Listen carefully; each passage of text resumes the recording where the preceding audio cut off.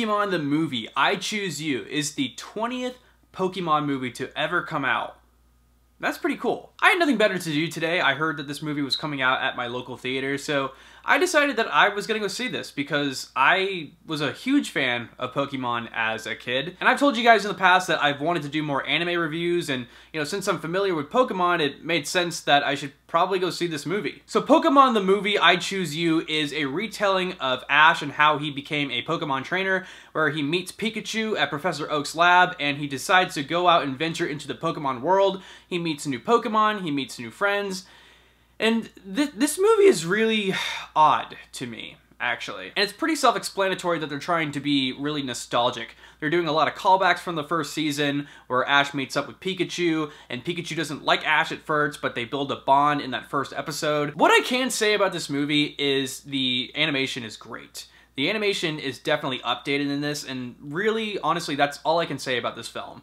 The animation was the only positive thing that I could really take from this. They showcase how Ash catches Caterpie, and that is his first Pokemon. They showcase how they come into contact with a Charmander, and they find out that if a Charmander loses its flame on its tail, it dies. So there's a lot of things that happen in here, but they also leave out a lot, and they change things. And that's a reason why I really didn't care for this movie at all. So, seeing the making of this movie, it is implied that they are trying to recreate the first season with the Indigo region and just be a nostalgic movie almost. So, like I said, this movie's purpose is to be a callback to the original first season of Pokemon. But they add new characters. They actually cut out really important characters that are integral to Ash's journey. Two really important characters, Misty and Brock. Misty and Brock are not in this movie, and it's supposed to be a retelling of Ash Ketchum's journey in Pokemon. They're not in this movie. What the hell? Instead, they're replaced by totally new characters, which I would have been fine with because I know in the newer seasons of Pokemon, Ash meets new friends, like Misty and Brock are doing their own thing now, and he meets up with these new characters. And if this movie was just like a continuation of the Pokemon franchise where Ash continues his adventure and meets up with new people and he's meeting new Pokemon, I would have totally understood that, and I would have been more accepting of that.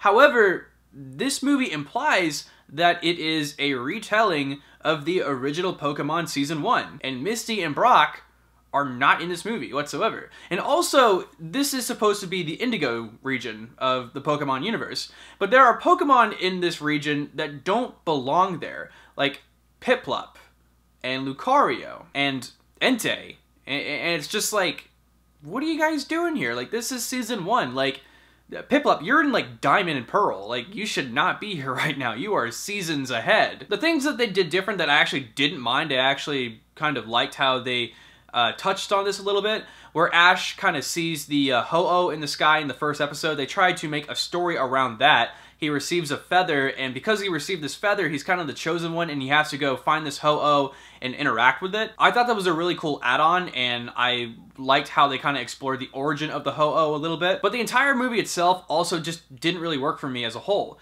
Team Rocket is in this movie. Team Rocket, the main antagonists of the original Pokemon series, but they're barely in it.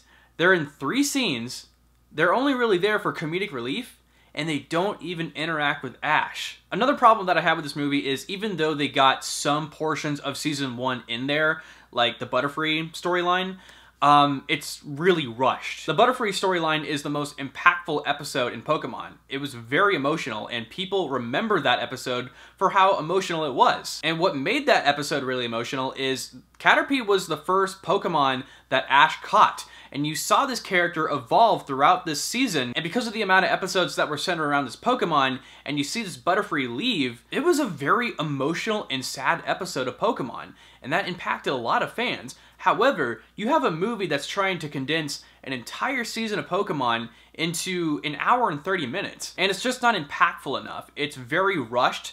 They definitely should have taken its time, and it just doesn't work as a movie. That's the kind of storyline that you need to showcase in a television show and not a movie, because if you put that in a movie, it's going to be totally rushed and you're not going to feel anything. Also, come to think of it, like I said, they leave out Misty and Brock in this film, and I just realized that Ash only catches a total of 3 Pokemon in this movie. he has Pikachu, he has Caterpie, and he has Charmander. That's it. He doesn't have a Bulbasaur or a Squirtle. Like, that's left out. And that's in Season 1.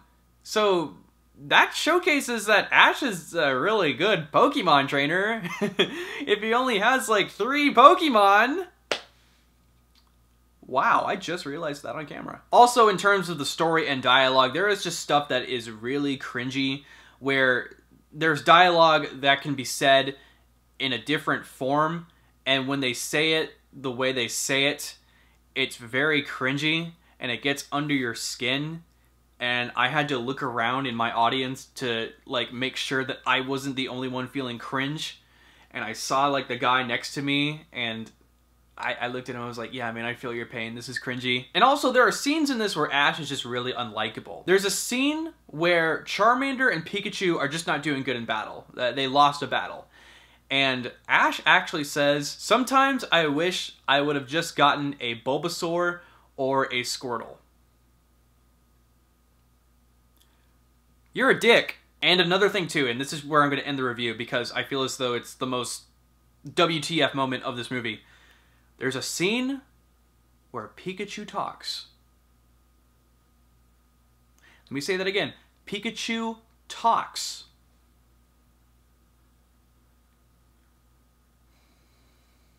That part was also cringeworthy. Like, I understood what they were trying to go for in that scene, but it doesn't work. You can tell that they're trying to be adorable, but it gets under your skin. It's so cringy! It's so cringy! So, yeah, guys, would I recommend this movie? Probably not. I wouldn't even recommend this to Pokemon fans. I think it's a really rushed film that tries to grab different aspects of the first season. You can tell that it's trying to be a nostalgic movie, but it can't really be a nostalgic movie when it doesn't grab all the different factors of Season 1, and it adds all this new stuff, all this new Pokemon that shouldn't even be there, and all these new characters that shouldn't even be there, when they're not even, like, in the first season. I would have really appreciated if they would have just stuck with the original format of Season 1, or just do a whole new movie, like a sequel to what we already have so far, and just do that. You could have just done it as a sequel, but you tried to do a reboot, you tried to do a sequel at the same time, and it just didn't work whatsoever. Guys, if you want to experience the nostalgia of Pokemon, there is actually a Blu-ray of Season 1 of Pokemon coming out on November 14th. It's the Indigo region. You should definitely check it out if you're looking for that Pokemon nostalgia. I think you guys should definitely get that. If you're wanting to see Pokemon episodes that are updated and have more action in them, check out Pokemon Origins. That is definitely a better successor of the Pokemon franchise. Really good animation. There's a lot more action in that, and it's actually watchable. I can't really watch the new episodes of Pokemon because those are more catered to kids, but Pokemon Origins is actually more action-packed. I would definitely recommend that if you're looking for Pokemon, but with better animation. Alright guys, so that was my review of Pokemon I Choose You. Comment down below what you thought of this movie if you've seen it yet. Like the video, share it, and please subscribe to Pixel Talk if you haven't yet for more movie reviews, gaming content, and so on. Thank you guys so much. I'm Corbin Stuckey, and this is Pixel Talk.